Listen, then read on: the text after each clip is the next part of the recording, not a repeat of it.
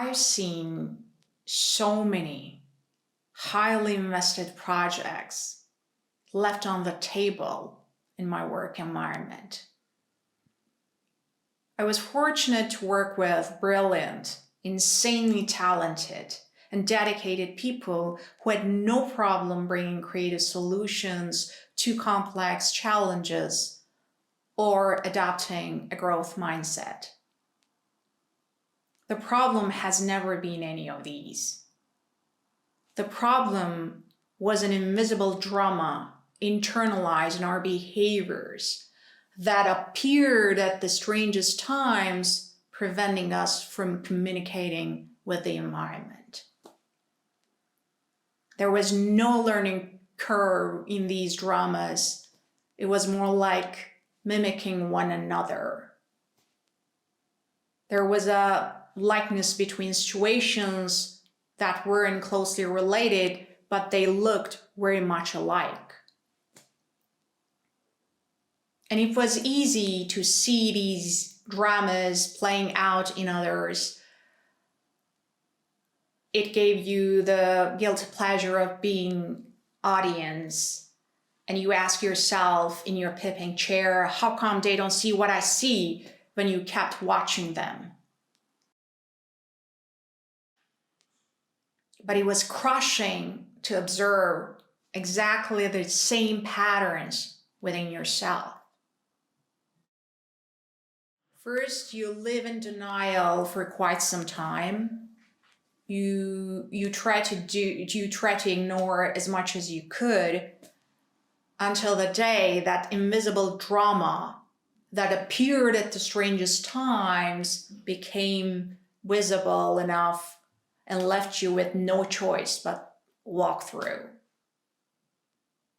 Still, I have a hard time finding words to describe the pain I experienced. But one takeaway I got that walk was something got to change. Situations like that tells us it's time to change. But change has never been easy. It comes with trade-offs. You have to decide what to keep and what to let go of. And further you move away from where you started, you feel emotional pain, almost as if you're losing someone you're deeply attached to. So Subtang is created with the purpose of questioning what change means. By the way, these two appear when I'm quoting. So I dedicated my undivided attention to figuring out what this invisible, unjustified drama was about. And I started my research. Here's what I found. The human mind uses two different processing systems to pull off something from imagination and turn it into reality. The first one, the unconscious, is mute, rapid, reflexive, and speaks no language. It is highly responsive to change and does not bother unless there is a change to detect. The conscious, the second one on the other hand, is cognitive, slow, and uses language to analyze the information assessed by the unconscious. Even though these two work around the same core function, which is adaptability, they use different elements and protocols. The unconscious records billions of cause and effect footage and turn them into accurate information for new conditions, and then passes that information down to us through emotions. Over the years, this gigantic process has evolved to adjust the new social norms. Right at that junction, I discovered the fundamental problem of humanity. Remember, the unconscious is mute, speaks no language. And emotions are the elements of the unconscious. They don't speak either. Emotions are transient, automated, fast. They are the natural scanners of the environment, but they don't speak.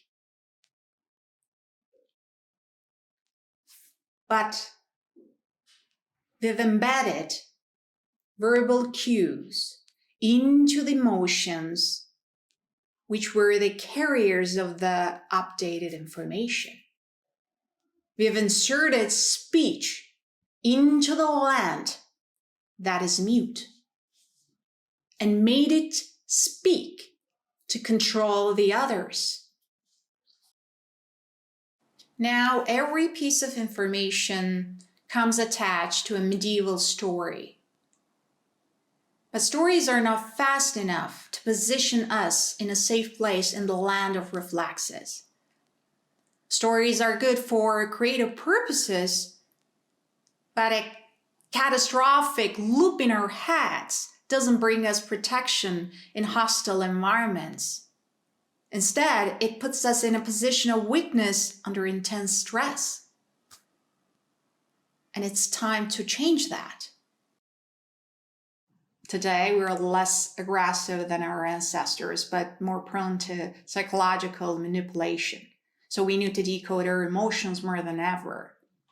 My research argues that there are verbal cues assigned to emotional intensities to control the narratives or the environment. These verbal cues tell people exactly how to behave. And Subtang is here to show you how machinery works, so you can denoise and get a clear connection with your environment. See you in Subtang.